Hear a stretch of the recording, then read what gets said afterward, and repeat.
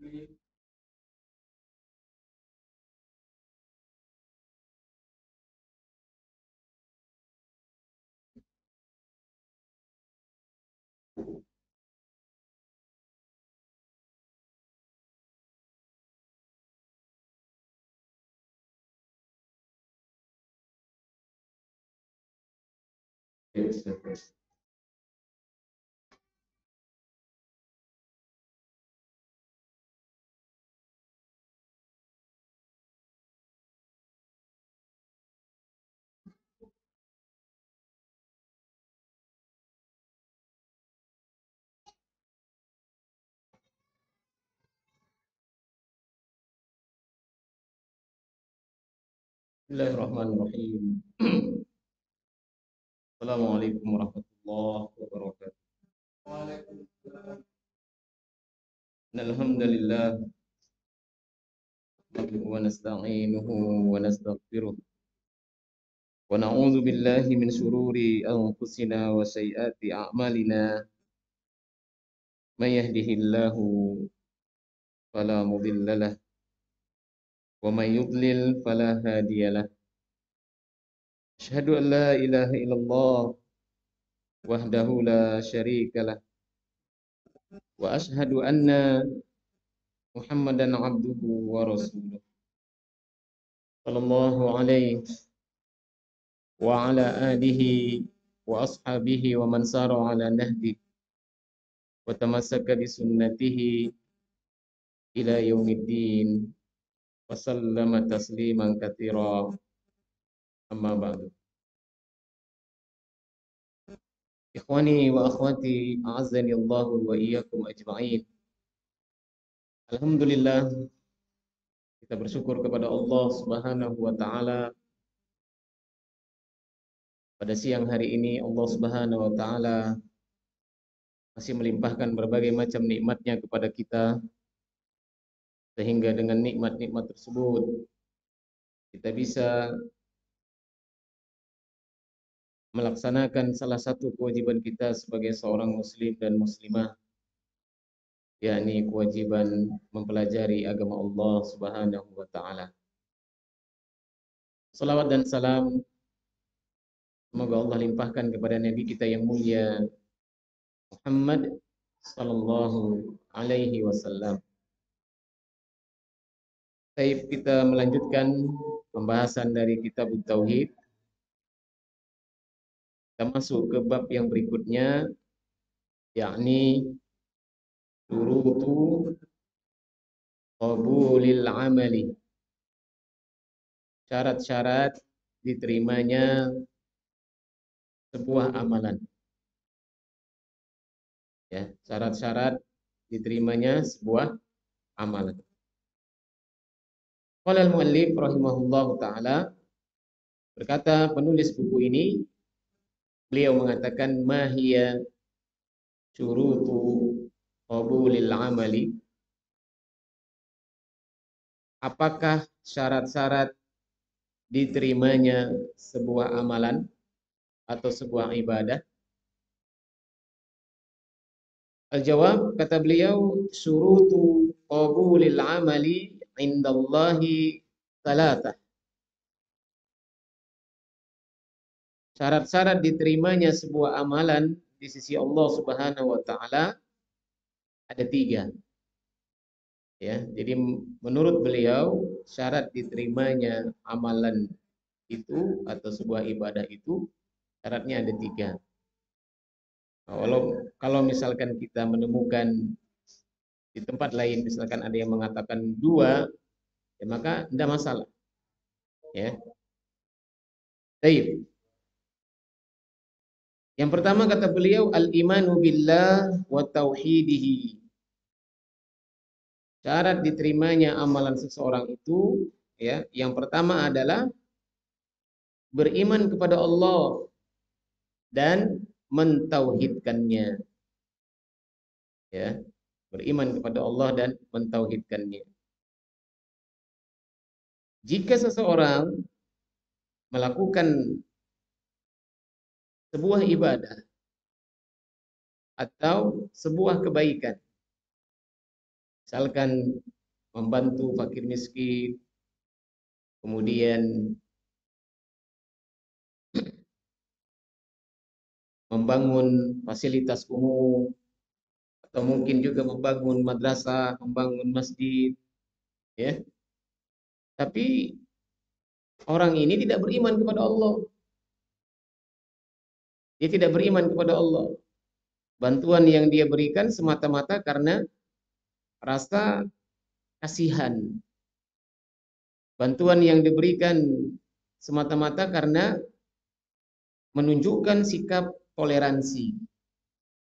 Karena ingin menunjukkan sikap toleransi pada kaum muslimin, maka misalkan dia bantu pembangunan madrasah, ya, bantu pembangunan madrasah misalnya. Tetapi dia tidak beriman kepada Allah. Dia tidak beriman kepada Allah. Dia tidak meyakini bahwa Allah lah yang menciptakan dia. Maka ibadahnya tersebut tertolak. Ya, kebaikannya tersebut tidak bernilai di sisi Allah Subhanahu wa taala. Kenapa? Karena dia tidak beriman. Tidak beriman kepada Allah. Maka semua amalannya, semua kebaikannya sia-sia di mata Allah. Kalau di hadapan manusia mungkin bernilai, berharga, bermanfaat apa yang dia lakukan. Tapi di mata Allah Subhanahu wa taala tidak ada nilainya. Apa sebab? Karena dia tidak beriman kepada Allah. Ya. Kemudian selain beriman, seseorang yang melakukan amal soleh atau kebaikan juga harus mentauhidkan Allah. Ya, harus mentauhidkan Allah. Tidak cukup beriman saja. Kenapa? Karena kalau berbicara masalah iman, ya, Abu Jahal dan Abu Lahab juga beriman kepada Allah. Abu Jahal dan Abu Lahab beriman. Kalau ditanya siapa yang menciptakan mereka, maka mereka katakan Allah. Siapa yang memberi rizki kepada mereka, maka mereka akan jawab Allah. Ya. Tetapi Abu Jahal dan Abu Lahab, walaupun dia beriman kepada Allah, tapi dia tidak mentauhidkan Allah.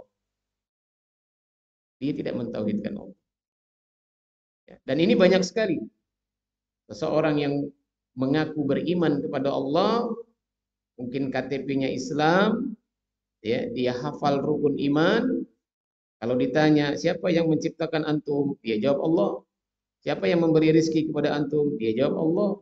Siapa yang mematikan antum satu saat nanti, dia jawab Allah. Dia beriman kepada Allah Subhanahu wa taala. Tapi dia tidak mentauhidkan Allah. Ya. Masih suka meminta pertolongan kepada selain Allah, masih suka beristighatsah kepada selain Allah, masih suka berkurban kepada selain Allah, masih suka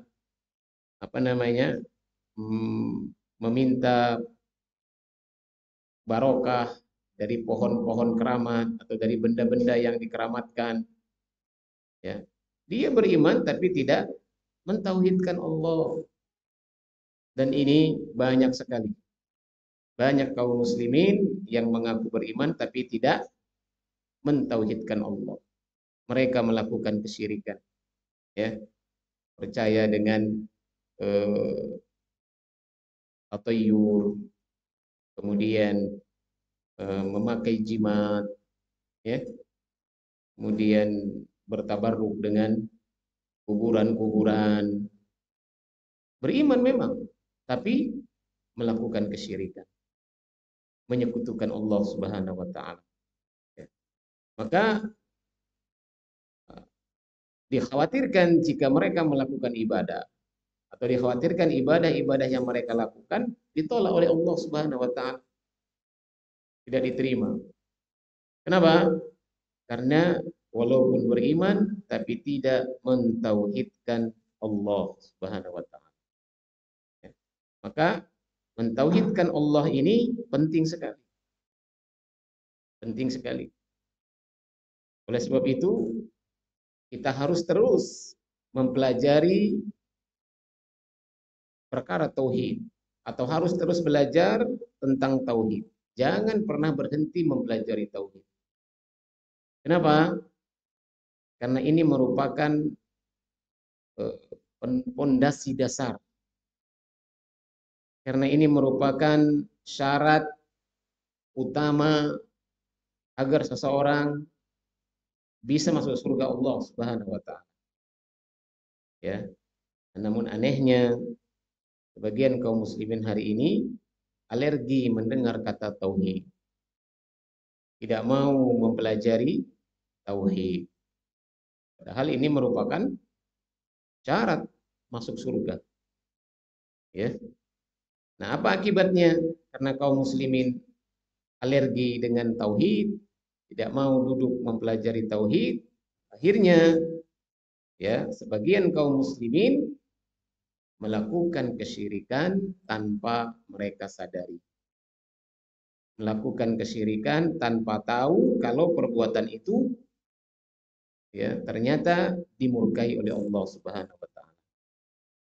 Tanpa sadar. Ya, tanpa sadar. Tidak tahu karena memang tidak pernah belajar. Bagian kaum muslimin hari ini beranggapan kalau memakai jimat itu boleh.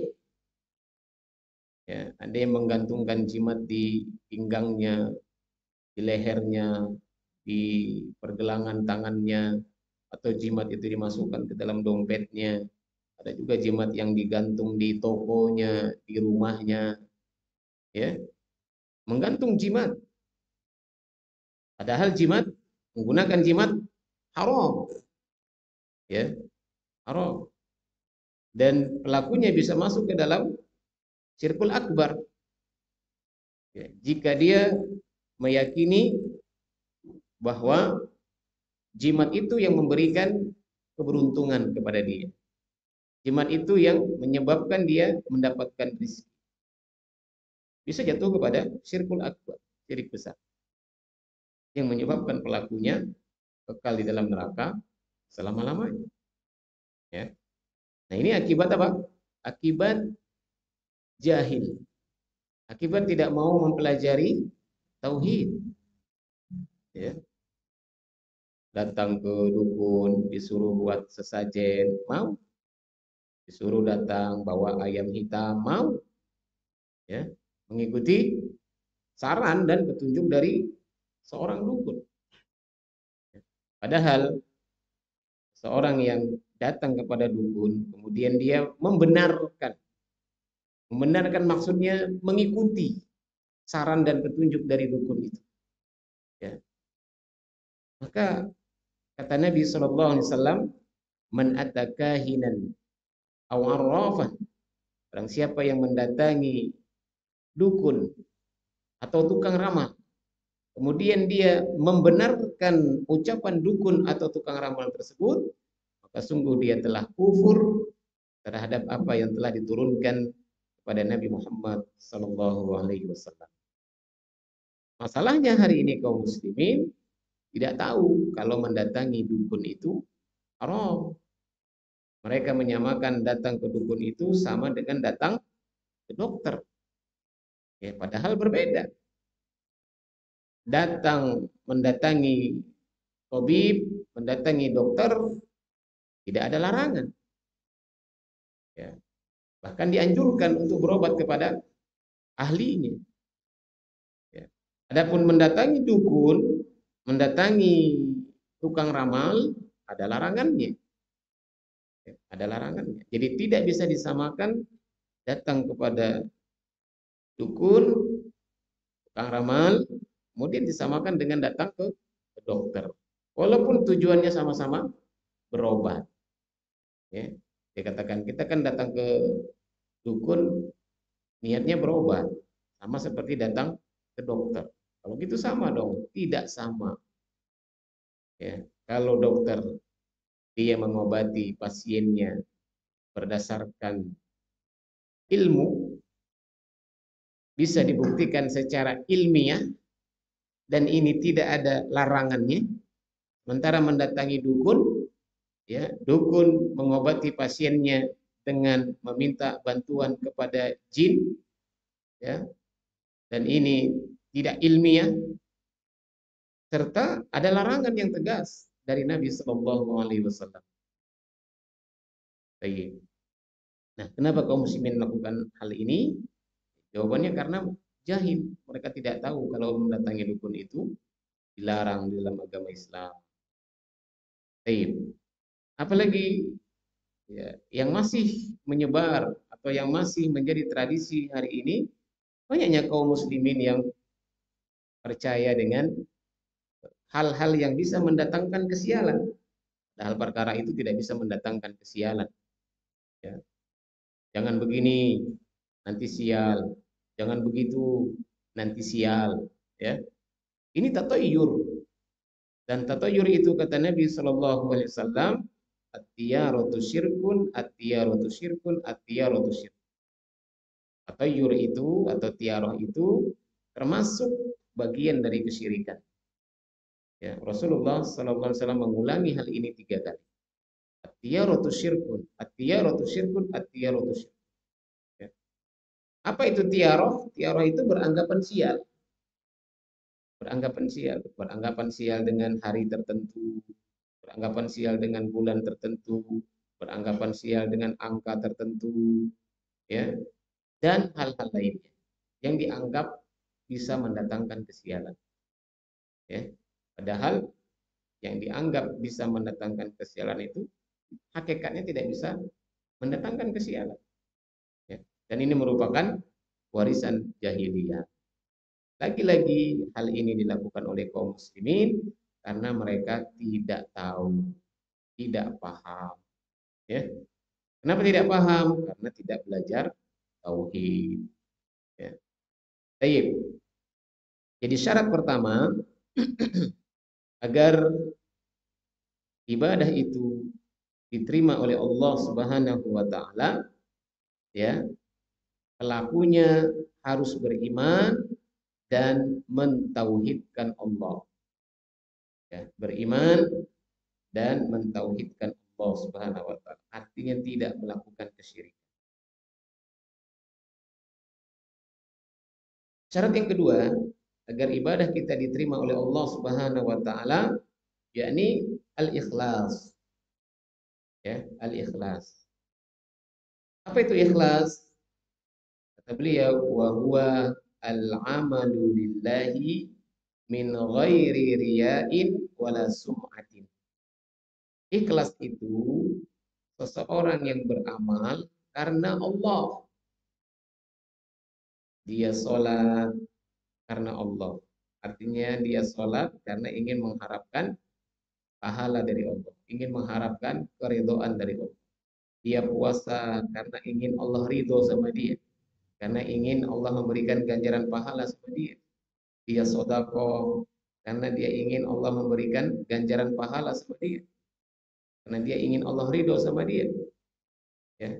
Jadi ibadah yang dia lakukan itu mata-mata mengharapkan keridhaan dari Allah, mengharapkan pahala dari Allah. Ya. Min ghairi riya'in, tanpa disertai dengan ria. Ya. Tanpa disertai dengan ria. Apa itu ria? Ria yaitu seseorang yang beribadah karena ingin dilihat oleh manusia. Ya, karena ingin dilihat oleh manusia. Dia puasa karena ingin dilihat, dia sholat karena ingin dilihat, dia baca Quran karena ingin dilihat oleh manusia, dia sedekah karena ingin dilihat oleh manusia. Setelah dilihat, apa yang dia harapkan? Dipuji. Ya, setelah dilihat, harapan berikutnya pujian dan sanjungan. Ya, dia baca Quran agar dikatakan orang yang rajin baca Quran, agar dikatakan orang yang mahir baca Quran, agar dikatakan ahlul Quran. Ya, bukan karena Allah. Ini ria. atau dia sedekah karena ingin dikatakan dermawan, ya, karena ingin dikatakan si fulan dermawan, si fulan hebat, si fulan apa namanya eh, sangat peduli dengan orang-orang yang membutuhkan. Dia berharap sanjungan dan pujian dari manusia. Nah, ibadah yang dilakukan karena ria, maka ibadah ini tertolak. Ya. Kenapa tertolak? Karena tidak memenuhi syarat diterimanya amal. Apa syarat diterimanya amal? Ikhlas. Ya, ikhlas.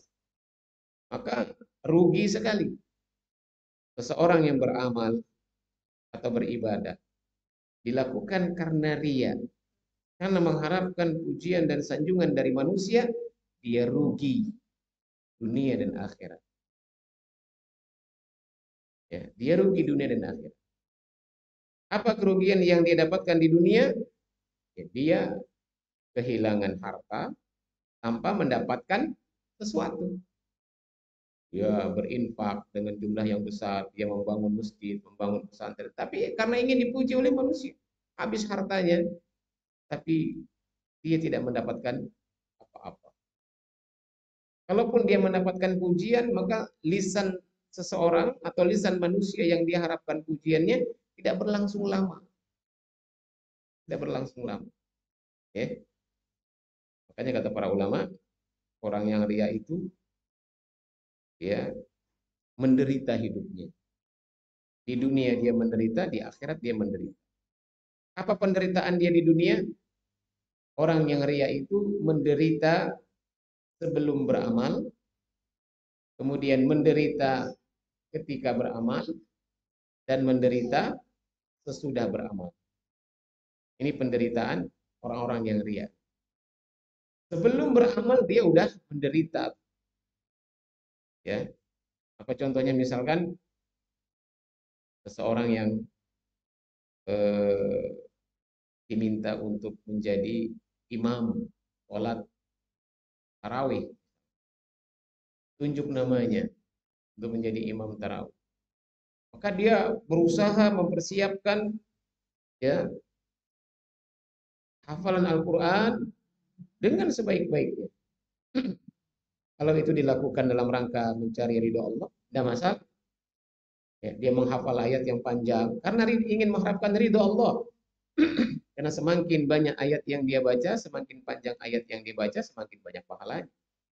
Tapi kalau dia menghafal ayat yang panjang, surat yang panjang, agar dipuji, dia menderita. Ya.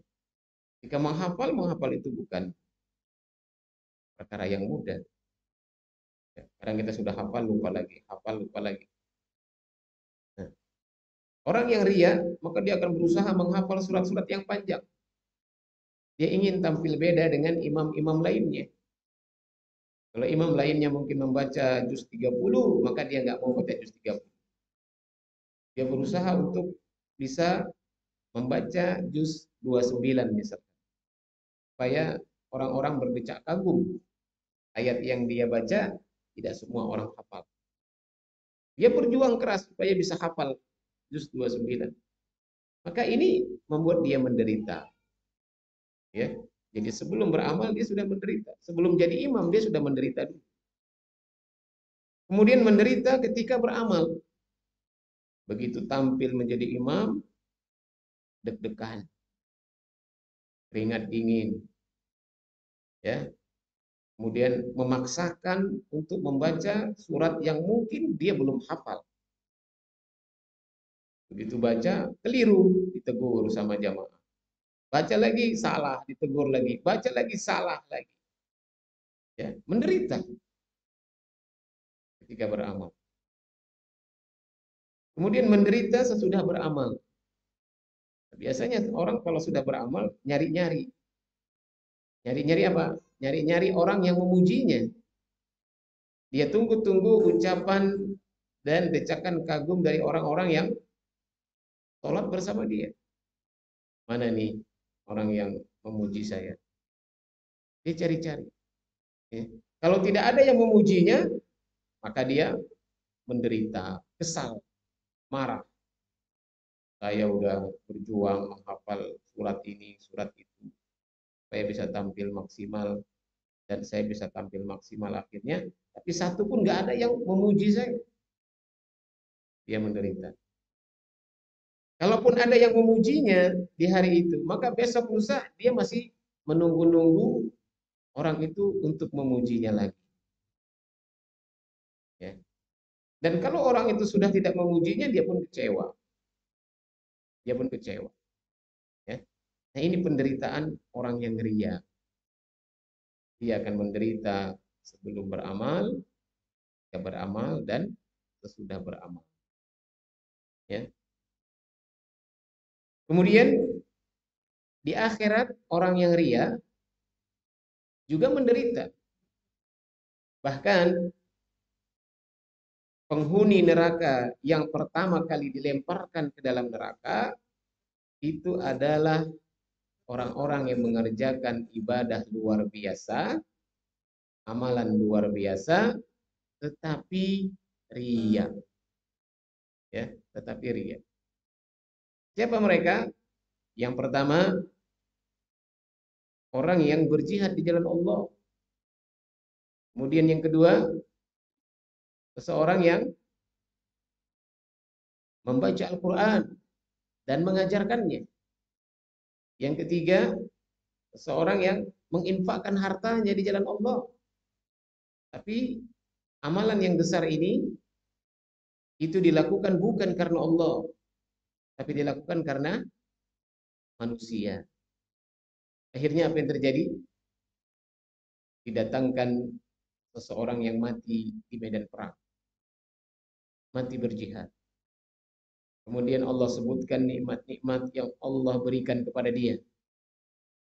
Lantas dia pun mengakui nikmat-nikmat tersebut. Kemudian Allah bertanya, ya, apa yang kau lakukan dengan nikmat-nikmatku tersebut? Orang ini mengatakan, ya Allah, aku berjihad di jalanmu dan aku mati di dalamnya. Apa kata Allah? Kadzabta. Engkau dusta. Engkau berperang, engkau berjihad agar engkau dikatakan pahlawan, agar engkau dikatakan pemberani. Ya. Dan pujian serta sanjungan itu telah engkau dapatkan. Artinya ketika orang ini mati di medan perang, orang-orang memujinya, orang-orang menyanjungnya, mengatakan si fulan mujahid, si fulan pemberani, si fulan pahlawan. Fakotkil, engkau telah mendapatkan apa yang kau inginkan. Apa yang terjadi berikutnya? Orang ini karena waktu dia berjihad itu bukan karena Allah, tapi karena manusia, diseret wajahnya dan dilemparkan ke dalam neraka. Kemudian didatangkan orang kedua, yakni seseorang yang waktu di dunia mempelajari Al-Quran dan mengajarkannya, atau mempelajari agama dan mengajarkannya. Ya. Maka Allah Subhanahu Wa Taala menyebutkan nikmat-nikmat yang Allah Taala berikan kepada orang ini, dan orang ini mengakui nikmat tersebut. Allah bertanya, apa yang kau lakukan dengan nikmatku? Orang ini mengatakan, ya Allah, aku mempelajari agama kemudian mengajarkannya. Aku mempelajari Al-Quran kemudian mengajarkannya. Kata Allah, kadzabta, engkau dusta. Engkau lakukan hal itu agar engkau dikatakan alim. Ya, engkau belajar agama, belajar fikih, belajar tauhid, ya. Agar engkau dikatakan alim, orang alim, agar engkau dikatakan ulama. Dan engkau mempelajari Al-Quran serta mengajarkannya agar engkau dikatakan qari, agar engkau dikatakan orang yang ahli membaca Al-Quran. Ya, faqad qil, dan itu pujian itu, sanjungan itu telah engkau dapatkan. Akhirnya orang ini diseret wajahnya dan dilemparkan ke dalam neraka. Ya. Padahal ini amalan besar, amal jariah. Kalau dia ikhlas, dia mengajarkan agama, kemudian murid-muridnya mengamalkan ilmu yang dia ajarkan, kalau itu ikhlas dia lakukan, dia akan mendapatkan pahala jariah, pahala yang terus mengalir walaupun jasadnya telah terbujur kaku di dalam tanah. Tapi kalau tidak ikhlas, duluan masuk neraka. Ya, kalau tidak ikhlas, duluan masuk neraka. Kemudian dipanggil orang yang ketiga, yakni orang yang waktu di dunia rajin bersedekah. Panggil orang ini, kemudian Allah menyebutkan nikmat-nikmat yang Allah Ta'ala berikan kepada dia, dan orang ini mengakuinya. Kemudian Allah bertanya, apa yang kau lakukan dengan nikmat-nikmatku tersebut? Orang ini mengatakan, ya Allah, tidaklah ada setiap kali kesempatan yang engkau menginginkan aku berinfak di jalannya, kecuali aku berinfak. Artinya orang ini setiap kali ada peluang untuk berinfak, ada peluang untuk bersedekah, selalu dia bersedekah. Tidak pernah lewat, kalau hari ini mungkin ya, tidak pernah lewat donasi, pembangunan masjid, pembangunan pesantren misalkan. Setiap kali dia lihat ada peluang untuk berinfak, pasti dia manfaatkan, dia berinfak. Ya. Orang ini, ya Allah, tidaklah setiap kali aku mendapatkan kesempatan atau peluang berinfak, melainkan aku berinfak di jalannya karena engkau. Apa kata Allah? Kadzabta, engkau dusta. Engkau lakukan itu liyuqal, agar engkau dikatakan jawad, agar engkau dikatakan dermawan. Jadi dia berinfak selama ini, dia bersedekah selama ini, dia bangun ini dan itu agar dia dikatakan dermawan. Ibadah yang dia lakukan bukan karena Allah, tapi karena manusia. Apa yang terjadi? Orang ini diseret wajahnya dan dilemparkan ke dalam neraka. Ya. Ini 3 amalan besar. Jihad, amalan yang sangat besar. Ganjaran pahala yang sangat besar. Fadilah yang sangat besar yang akan didapatkan oleh para mujahid, orang-orang yang mati di medan perang jika dia ikhlas. Tapi karena dia ria, ketika dia beramal itu karena ria, boro-boro mendapatkan pahala yang besar, justru duluan masuk neraka. Begitu juga orang yang mengajarkan Al-Quran, mengajarkan agama, kalau dia ikhlas, pahalanya luar biasa. Tapi kalau dia ria, masuk neraka duluan. Dan begitu juga orang yang bersedekah, orang yang menginfakkan hartanya di jalan Allah, orang yang mewakafkan hartanya di jalan Allah. Jika ikhlas, maka ini pahala akan mengalir. Tapi kalau ria, masuk neraka duluan. Ya, na'udzubillah. Nah, ini ria. Ya. Nah, oleh sebab itu kita harus hati-hati dengan penyakit ria ini. Ya, ria ini termasuk penyakit hati. Ya, penyakit hati, penyakit jiwa yang harus diobati. Ya, harus diobati. Bagaimana cara kita agar bisa terhindar dari ria? Ya, pertama tentu berdoa kepada Allah. Yang kedua, ya, coba kita renungkan sosok orang atau makhluk yang kita harapkan pujian dan sanjungannya. Ketika kita berharap dipuji si fulan, disanjung si fulan, coba kita merenung, siapa sih si fulan ini yang saya nanti-nanti pujian dan sanjungannya? Ya. Renungkan siapa dia. Oh, ternyata dia hanyalah sesosok makhluk yang tercipta dari air yang hina. Sekarang dia hidup kemana-mana bawa kotoran dalam perutnya. Dan nanti kalau dia mati menjadi bangkai. Pertanyaannya, pantaskah saya korbankan ibadah saya, sholat saya, puasa saya, baca Quran saya, haji dan umroh saya korbankan pahalanya gara-gara mengharapkan pujian dan sanjungan dari orang ini. nggak pantas, rugi, ya, rugi kita. Hanya karena mengharapkan pujian dan sanjungan dari seseorang, hancur pahala kita. Nah, ini yang pertama, ini yang kedua ya. Tadi yang pertama, kiat agar kita bisa terhindar dari penyakit riya, berdoa kepada Allah. Minta tolong kepada Allah agar kita senantiasa menjadi hamba-hamba Allah yang ikhlas, hamba-hamba Allah yang mukhlis. Ya. Nah, yang kedua, tadi coba kita renungkan sosok makhluk yang kita harapkan pujian dan sanjungannya. Siapa dia? Pantaskah kita korbankan ibadah kita gara-gara dia? Nah, yang ketiga, berusahalah untuk beramal secara sembunyi-sembunyi. Ya, untuk melakukan amal itu secara sembunyi-sembunyi, diam-diam.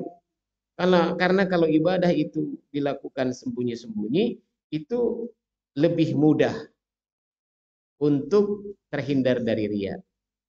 Bukan berarti pasti terhindar, tidak, tapi setidaknya lebih mudah. Lebih mudah kita menjaga hati kita agar tidak riya. Daripada ibadah itu dilakukan secara terang-terangan. Ya. Kalau ibadah itu dilakukan secara terang-terangan, ya berat. Sedekah di depan umum, nama kita disebut, fulan berinfak sekian juta, ya sulit. Apalagi kalau kita bangun masjid, kita mewakafkan tanah, kemudian kita bangun masjid, nama masjidnya nama kita, ya nama masjidnya nama kita. Berat atau tidak kita untuk menjaga hati agar terhindar dari riya? Berat, berat.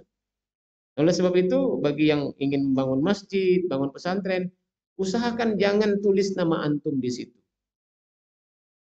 Jangan tulis nama antum di situ. Jangan jadikan nama antum sebagai nama masjid. Karena sulit kita menjaga hati kita dari riya. Ya. Begitu juga yang mau umroh, yang mau haji. Sudah berangkat umroh diam-diam saja, nggak perlu kumpulin orang. Ya, sebelum berangkat kumpulin orang, sesudah berangkat kumpulin orang. Mau ngapain? Sulit menjaga hati. Oh, mau minta maaf Ustadz. Minta maaf kan nggak mesti disuruh datang. Nggak mesti dikumpulin. Minta maaf juga nggak nunggu waktu mau berangkat haji atau umroh. Minta maaf itu dilakukan pada saat berbuat salah. Hari ini berbuat salah, hari ini minta maaf. Kalau hari ini tidak sempat, ya mungkin besok atau lusa. Bukan berarti ya minta maaf itu momennya ketika Lebaran, momennya ketika mau safar. Ini enggak tepat. Ya kalau sempat datang Lebaran. Kalau nggak sempat, ya kalau mau safar. Kalau nggak safar terus nggak minta maaf. Nah, ini tidak benar. Ya. Jadi sembunyikan amalan kita supaya lebih mudah untuk menjaga keikhlasan dan terhindar dari riya. Ya. Karena kalau kita mau safar, mau umroh, sulit ini untuk menjaga hati dari riya jika kita mengumpulkan orang banyak. Mau haji juga begitu, kumpulin ya tetangga, keluarga, sehingga semua orang tahu kalau dia berangkat haji. Ya. Dan repotnya lagi nanti begitu pulang haji ingin dipanggil Pak Haji, Bu Haji. Kalau temannya, tetangganya manggil dia masih manggil nama, marah dia. Wah, anak udah haji loh. Ya, panggil Haji dong, Haji Fulan. Jangan panggil nama, nggak sopan antum. Gitu. Di KTP-nya kalau ditanya, namanya siapa Pak? Haji Fulan, Hajjah Fulana. Kalau nggak tertulis Hajjah dan Haji, bikin lagi KTP baru. Ya, mau ngapain? Mau ngapain? Rasulullah saja haji nggak pakai gelar haji di awalnya. Pernah kita lihat di dalam buku-buku para ulama, Haji Muhammad Sallallahu Alaihi Wasallam nggak ada. Haji Abu Bakar Haji Umar, Haji Utsman, nggak ada. Kita aja yang norak hari ini. Pulang haji pengen namanya pakai embel-embel haji, hajja. Ya. Oh ya Ustadz, kan itu biayanya mahal. Memang mahal biayanya. Tapi maukah antum uang yang sudah antum keluarkan untuk biaya umroh, biaya haji, rontok pahalanya gara-gara gelar haji, gelar hajjah. Ya. Oleh sebab itu ini apa namanya, satu uruf, satu kebiasaan yang masih terjadi di negeri kita, ya, terjadi di negeri kita. Haji fulan, hajjah fulan, nggak usah. Kalau ditanya, udah nama antum aja. Pak, mohon maaf, nama lengkapnya siapa Pak? Hajjah fulana, haji fulan. Kenapa harus pakai itu? Ya. Baik, ya. Ini bahayanya ria, ya. Bahayanya ria. Dan kiat untuk menjaga diri kita agar bisa ikhlas, tadi berdoa kepada Allah, kemudian memahami sosok yang kita harapkan pujiannya, dan yang ketiga berusaha beramal secara sembunyi-sembunyi.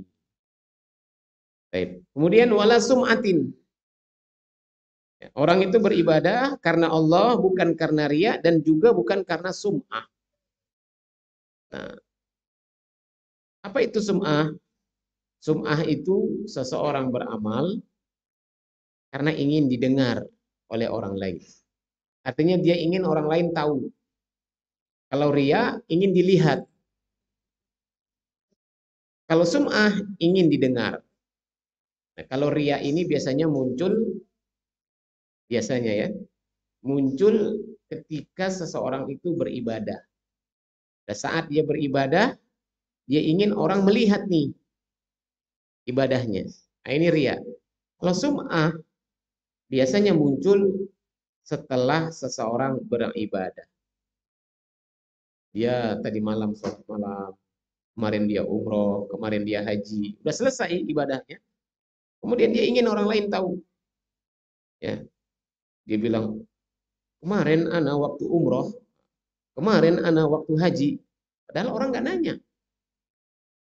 Orang nggak nanya. Tadi malam waktu ana sholat tahajud, padahal orang nggak nanya. Nah, ini sum'ah. Dia telah melakukan ibadah dan dia ingin orang lain itu tahu kalau dia telah melakukan ibadah ini dan itu. Nah, ini juga bisa menghancurkan pahala ibadah orang tersebut. Baik, ini syarat yang kedua. Ya, ikhlas. Syarat yang ketiga, al-muwafaqatu lima jaa bihi Rasul sallallahu alaihi wasallam. Ya. Ya, ini ibadah yang dilakukan itu sesuai dengan apa yang dicontohkan dan diajarkan oleh Rasulullah sallallahu alaihi wasallam. Ya.